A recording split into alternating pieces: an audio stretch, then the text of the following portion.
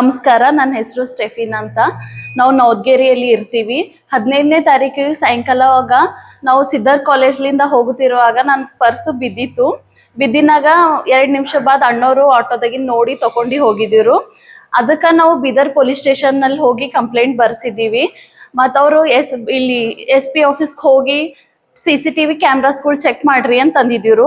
ಮತ್ತು ಬಂದಿನಾಗ SP ಸರರು ಮತ್ತು ಹರ್ಷ್ ಸರು madam ಅವರಾಗಿ 2 ದಿವಸ ಕಂಟಿನ್ಯೂ ಆಗಿ ಚೆಕ್ ಮಾಡಿನಾಗ ಅವ್ರದ್ದು ಆಟೋ ಸಿಕ್ಕಿ ಅವ್ರದ್ದು ಆಟೋ ನಂಬರ್ ಮುಖಾಂತರವಾಗಿ ಅವ್ರಿಗೆ ಕೇಳಿ, ಹಾಂ ಸರ್ ನನ್ನ ಹತ್ರನೇ ಇದೆ ಪರ್ಸ್ ಅಂತಂದು ಅವ್ರು ತೊಗೊಂಡು ಬಂದಿದ್ದಾರ.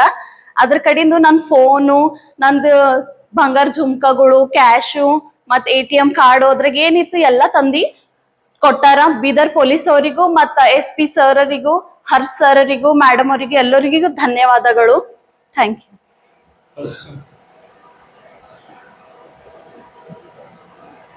ಉತ್ತರ ಕರ್ನಾಟಕ ನ್ಯೂಸ್, ಇದು ಕನ್ನಡದ ಉಸಿರು.